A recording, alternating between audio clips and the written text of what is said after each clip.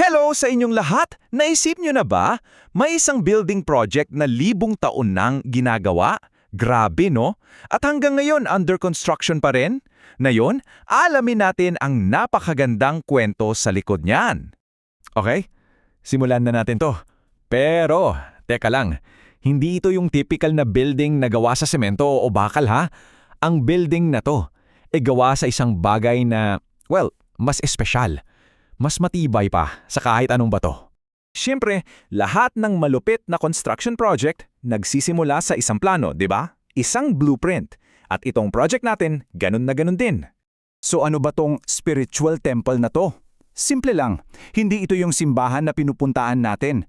Ito ay isang building na gawa sa mga taong pinagbuklod ng pagmamahal at pananampalataya. At ang amazing dito, hindi mo lang to binibisita. Pwede kang maging parte nito mismo. At syempre, para maging matibay ang isang gusali, kailangan ito ng solid na pundasyon. Dito sa spiritual temple na to, may tinatawag na chief cornerstone. Ito yung pinakaimportante at pinakamatibay na bato sa buong structure. At ayon sa plano, si Jesus daw yon. O sige, usad tayo. Sino kaya ang mga unang nagtayo nito? Kilalanin natin ang mga original construction crew. Ang mga unang builders pala, yung mga apostol. Alam nyo, hindi sila mga sikat o makapangyarihang tao noon. Mga ordinaryong tao lang sila. Pero yung dedication nila sa mission, grabe, 100%. Sila ang naatasang maglatag ng pinakaunang pundasyon. Pero wag niyong isipin na naging madali yung trabaho nila ha. Nako, hindi. Ang dami nilang hinarap na challenges. May mga masasakit na salita, may mga taong nanakit sa kanila, ikinulong pa nga yung iba. Pero ang galing, kasi hindi sila sumuko. Talagang pinaglaban nila yung ginagawa nila. Parang ganito lang yan nyo. Namili sila kung saan sila magtatayo. Pwede sana sa buhangin, madali pero madaling gumuho. Pero hindi. Pinili nila yung mas mahirap pero sigurado, ang magtayo sa bato. Isang pundasyon na matibay, ligtas at tatagal magpakailanman. Kahit na yung mga master builders, yung mga nauna, dumanas ng matinding pagsubok. Si Stephen binato, si James pinatay, si Espada, si Paul pinugutan, si Peter ipinako sa krus. Pero alam nyo kung anong nangyari? Hindi huminto ang construction. Lalo pang lumago ang simbahan kasi laging may mga bagong builders na handang pumalit.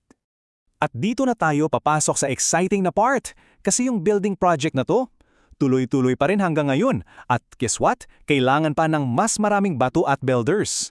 May sinasabi nga sa plano, kayo rin bilang mga batong buhay ay itinatayo bilang isang espiritual na bahay. Wow!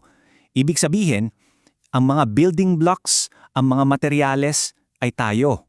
Mga tao. Gets nyo ba yun?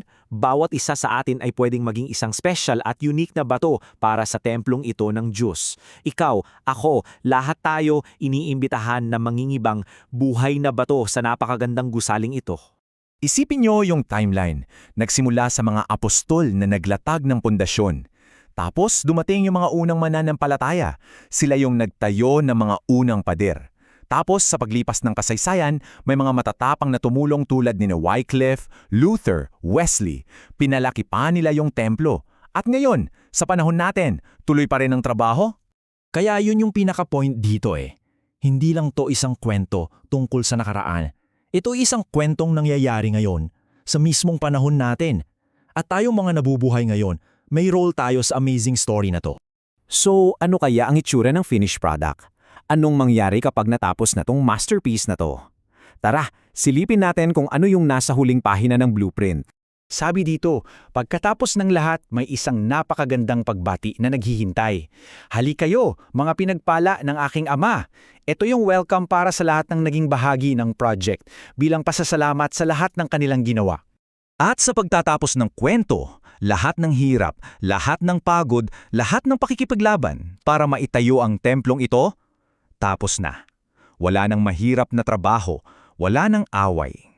At yung pinakamaganda, sabi rito, at papahirin ng Diyos ang bawat luha sa kanilang mga mata. Isipin nyo yun, isang lugar na wala nang dahilan para umiyak o malungkot. Wala nang lungkot. Zero! Kahit isang patak na luha, wala na. At may kasunod pa, at hindi na magkakaroon ng kamatayan o kalungkutan o pag-iyak. Imagine, lahat ng bagay na nagpapasakit sa atin dito mawawala.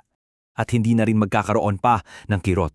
Lahat ng sakit, physical man o emosyonal, yung mga dating nagpapahirap sa atin, maglalaho na. Forever. Grabe no, isang napakagandang vision ng isang tapos ng obra maestra. Isang building na binuo sa pagmamahal at katapangan. At dahil hanggang ngayon ay tinatayo pa rin itong napakagandang gusaling ito, may isang tanong na iniiwan sa ating lahat. Anong klase kang buhay na bato para sa proyektong ito?